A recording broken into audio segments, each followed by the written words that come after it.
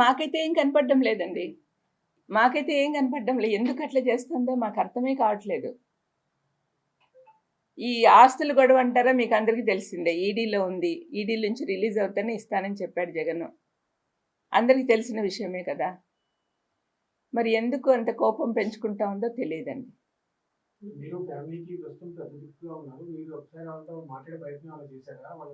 నేను చేశానండి. మీ జీవితాలు పాడు చేసుకుంటున్నారమ్మా, this is not the correct way అని చెప్పినప్పటి నుంచి నాతో మాట్లాడడం మానేశారండి.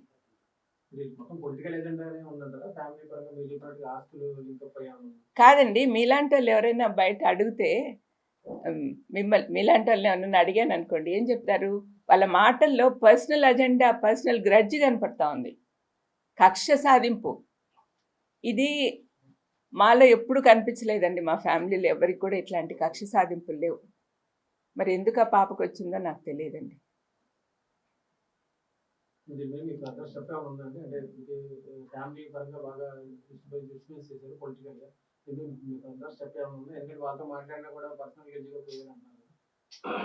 అంటే ఇప్పుడు మేము పెద్దవాళ్ళం అందరము చేతులు ఎత్తేసినట్టే. అంటే ఇంకా ఆమెను మార్చే శక్తి మాకు లేదని వాళ్ళ అమ్మ కూడా వెళ్ళిపోయింది అమెరికాకు.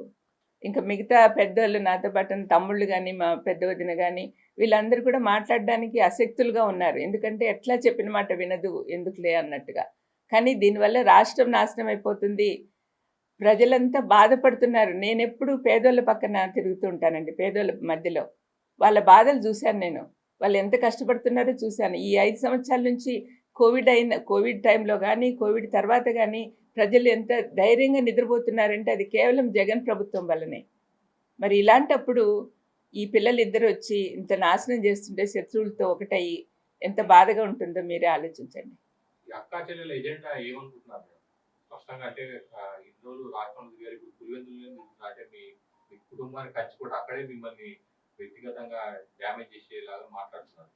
దాన్ని అజెండా ఏముందండి? వాళ్ళు శత్రువుల చేతుల్లో కీలుబొమ్మలు అయిపోయారు. అంతకంటే వేరే అజెండా లేదు.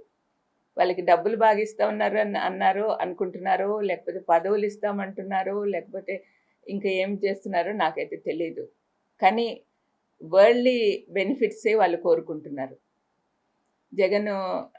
జగన్ సీఎం అయినప్పటి నుంచి బంధువుల రికమెండేషన్లు పెద్దగా పట్టించుకోడే. ముందు నుంచి చెప్పినాడు మాకు, మీరు బంధువులు ఇంటర్ఫియర్ కావద్దండి, నాకు మొహమాట పెట్టద్దండి, నాకు మా ఆఫీసర్లు, మా మినిస్టర్లు, మా ఎమ్మెల్యేలు వాళ్ళు ఎట్లా చెప్తే అట్లా పోదాము అన్నట్టుగా చెప్పాడు.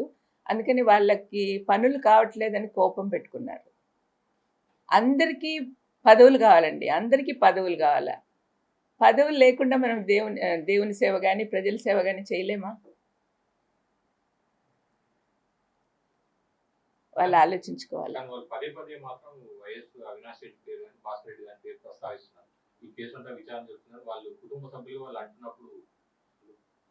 అదే ప్రాబ్లం వచ్చిందండి. ఎందుకంటే వాళ్ళు పర్సనల్గా ఏంటంటే ఆ ఏరియాలో అవినాష్ బాగా పైకి వస్తున్నాడని వాళ్ళు తట్టుకోలేకున్నారు. యాక్చువల్గా వివేకమన్న లాస్ట్ రోజు అర్ధరాత్రి వరకు కూడా అవినాష్ గెలవాలి, అవినాష్ ఎంపీ అవ్వాలి, ఆ అబ్బాయి బాగా పనిచేస్తున్నాడు, బాగా హెల్ప్ఫుల్గా ఉన్నాడు జగన్కి అనే ఆలోచన వివేకమన్న కలిగి ఉన్నాడు. కానీ మరి వాళ్ళ కూతురు అల్లుడు కలిగి ఉన్నారో లేదో నాకు తెలియదు. అంటే మాకు వివేకమన్న దగ్గర ఎట్లా అంటే ఆయన చాలా సౌమ్యుడు కాబట్టి ఏదైనా పని ఉంటే ఆయన తీసుకొని పోయి చేపించుకొని వచ్చేవాళ్ళం. ఇప్పుడు అట్లా పలికే వాళ్ళు లేరని వాళ్ళకి బాధ. అంటే న్యాయంగా లేకపోయినా కూడా తను చేసేవాడు అనమాట, అంటే మన వాళ్ళు అన్నట్టుగా. అటువంటి ఫీలింగ్ వాళ్ళకు అంత కాన్ఫిడెన్స్ లేదేమో మరి.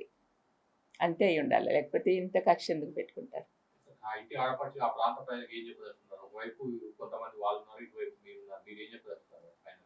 నా పర్సనల్ వ్యూ ఏంటంటే అండి, ప్రస్తుత ప్రభుత్వం కొనసాగాలి.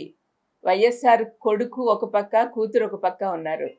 కూతురుకు వేసే ప్రతి ఓటు శత్రువులకు పోతుంది. వాళ్ళు ఎట్లాగో ఎవరు సీఎం అవ్వరు. మరి సీఎం కావాల్సిన జగన్కి మీరు సపోర్ట్ చేస్తే తప్పనిసరిగా మన ప్రాంతమే కాకుండా రాష్ట్రం అంతా అభివృద్ధి పొందుతుంది. కాబట్టి మీరు జాగ్రత్తగా ఆలోచించండి, ఏది మంచో ఏది చెడో మీకే తెలుస్తుంది. పులివెందుల ప్రజలు, కడప ప్రజలందరూ కూడా మనసు పెట్టి ఆలోచించండి. వీళ్ళు ఏదో సెంటిమెంట్ కోసం పోయి కొంగులు చాపి ఓట్లు అడిగినంత మాత్రాన మీరు కరిగిపోతారా? ఆ సెంటిమెంట్ మిమ్మల్ని రాష్ట్రం ఏలేదానికి సహాయం చేస్తుందా? దయచేసి మీరు ఆలోచించండి. అందరూ అవినాష్కు, జగన్కు ఓటేయమని మీకు అందరికి కూడా విన్నపం చేసుకుంటున్నానండి. ఎలా చూస్తారండి ఒక పెద్ద కుటుంబం, రాజకీయ నేపథ్యం కలిగినటువంటి ఆ కుటుంబంలో ఇటువంటి పరిస్థితి రావడం, ఆడబిడ్డలు బయటకు వచ్చి మీ కుటుంబం మొత్తాన్ని రోడ్డుకి వేయడం, లేని వివాదాల్లోనికి తెరపై తీసుకురావడం, ఆ ఇంటి ఆడపిల్లలు మీరు ఎలా చూస్తారు? అస్సలు మేము ఎట్లా పెరిగినామో అట్లాంటి పరిస్థితి నుంచి ఆ పిల్లలు ఇద్దరు ఇట్లా బయటకు వచ్చారంటే సహించలేకపోతున్నామండి. అసలు ఇట్లాంటి పరిస్థితి వస్తుందని మేము ఇమాజిన్ కూడా చేసుకోలే. మేమందరం కూడా మంచి మంచి మాకు చిన్నప్పటి నుంచి మంచి నేర్పించారు. మాకు క్రైస్తవ విలువలు కానీ, మనుషుల గురించి విలువలు కానీ మా తల్లిదండ్రులు అందరూ కూడా బాగా నేర్పించారు. మరి ఎందుకు వీళ్ళు తయారయ్యారో దేవుడికే తెలియాలండి. అంటే ప్రపంచం అంతా మారిపోతా ఉంది. మా బైబిల్లో రాసిన ప్రకారం అయితే చివరి రోజులు వచ్చేసరికి ప్రేమలు తగ్గిపోతాయి, కుటుంబాల్లో కూడా ప్రేమలు తగ్గిపోతున్నాయి. అది జరుగుతూ ఉంది. అంటే ఎండ్ టైం వస్తూ ఉంది అని నేను నమ్ముతాను. వైఎస్ సిస్టర్ వైఎస్ విమలమ్మతోని మీకు ఎలాంటి రిలేషన్ ఉంది? ఆ గతంలో మద్దతు కానీ మీకు తెలపడం ఏమైనా చేసిందా? ఇప్పుడు ఎలాంటి రిలేషన్ ఉంది మేడం? విమలమ్మ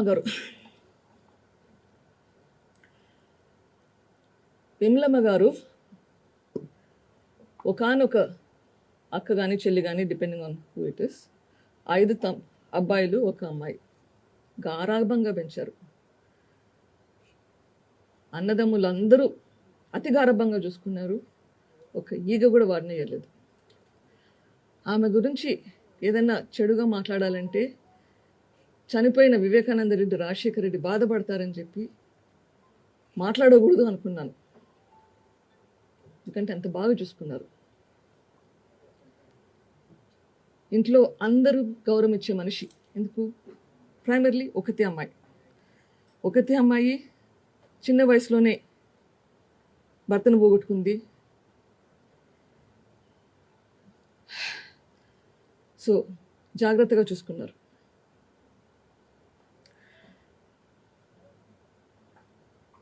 కొన్ని అంశాలు నిన్న మీటింగ్లో మెన్షన్ చేసింది. ఐ థింక్ మొత్తం ఆ ఇంటర్వ్యూ 20 నిమిషాలు అనుకుంటా. దాంట్లోనే ఎన్ని కాంట్రడిక్షన్స్, ఎన్ని అబద్ధాలు ఉన్నాయో మీకే తెలుస్తుంది.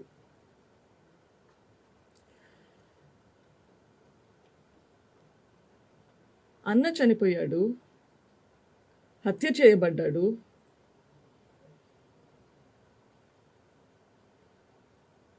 ఏదైనా ఇన్ఫర్మేషన్ ఉంటే తన దగ్గర అది సిబిఐకి ఇవ్వాల్సిన బాధ్యత తనది. మరి ఎందుకు ఇవ్వట్లేదో నాకు తెలియదు. That's right thing to do. నీ దగ్గర ఏమైనా ఇన్ఫర్మేషన్ ఉంటే అది పోయి ఇన్వెస్టిగేషన్ ఏజెన్సీకి ఇవ్వాలి.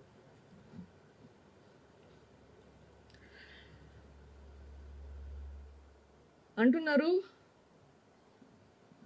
నా ప్రేమ కంటే తన ప్రేమ వాళ్ళ అన్న మీద ఎక్కువ ఉందంట.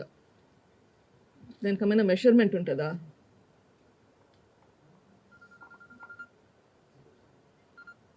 I don't know.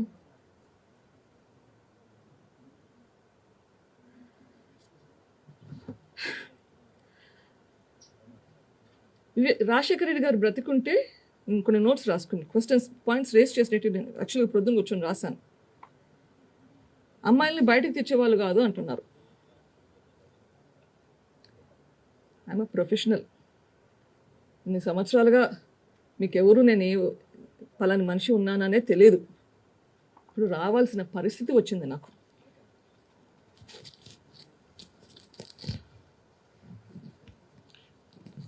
మేడం, మీరు గుండెపోటును హత్య అని లెట్ మీ కంప్లీట్. ఇప్పుడు నాకు రావాల్సిన పరిస్థితి వచ్చింది. నేను కోరి వచ్చేసే పని కాదు. ఈ సిచ్యుయేషన్ వచ్చింది, ఈ ట్రబుల్ వచ్చింది. I'm facing the situation. వెనకాడట్లేదు. జరిగింది కాబట్టి పారిపోవట్లేదు. Situation is there in front of me. ఏం చేయాలనో చేస్తున్నాను ఈ సిచ్యుయేషన్కి. షర్మిల గారి గురించి అంటున్నారు. రాజశేఖర రెడ్డి గారు ఉంటే ఆడపిల్లల్ని ఇట్లా బయటకు రానియ్యరు అని చెప్పేసి. నేను అడుగుతున్నాను. అండ్ అదే ఇంటర్వ్యూలో అనింది పాదయాత్ర టైంలో తనే షర్మిలని ఎంపీగా కంటెస్ట్ చేయాలి అని రికమెండ్ చేశాను అని. ఒక పక్కన అంటున్నారు తనకి ఎక్స్పీరియన్స్ లేదు, లీడర్షిప్ క్వాలిటీస్ లేదు అని మొదలుపెట్టారు. లాస్ట్లో ఏమో తన క్వాలిటీస్ గురించి చూసి తనలో ఉన్న క్వాలిటీస్ని అప్రిషియేట్ చేసి రెస్పెక్ట్ చూసి ఎంపీగా కంటెస్ట్ చేయించాలి అని జగన్ గారికి ప్రపోజ్ చేశారని తనే అంటున్నారు. మరి ఏది నిజము? You have to decide what you standing for. మీరు చెప్పే దాంట్లో మీకే నమ్మకం లేకుంటే ఇంకొకరిని ఏమంటారు? ఇంకా ఏమన్నారు? షర్మిల గారు ఇప్పుడు వస్తున్నారు, ఇప్పుడు తన మీద కంప్లైంట్ చేస్తున్నారు ఇప్పుడు వచ్చారని చెప్పి. మరి 3200 కిలోమీటర్లు తిరిగినప్పుడు మీకు ఇది గుర్తు రాలేదా? రాజశేఖర రెడ్డి గారు తనని బయటకు రానివ్వరు అని ఇప్పుడు గుర్తొచ్చిందా? ఎలక్షన్లలో ఇంతకుముందు క్యాంపెయిన్ చేసినప్పుడు గుర్తు రాలేదా? ఇప్పుడే గుర్తొచ్చారా? ఇది అండ్ మా నాన్నమ్మ, మేము జేజీ అని పిలుస్తాము, రాజారెడ్డి గారు చనిపోయినప్పుడు క్షమించాలి అన్నారు. Yes, that's the right thing to do.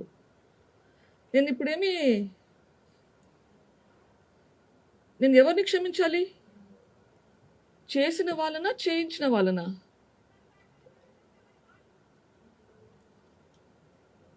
తనేమో చేసిన వాళ్ళు ఒప్పుకుంటున్నారు అన్నారు.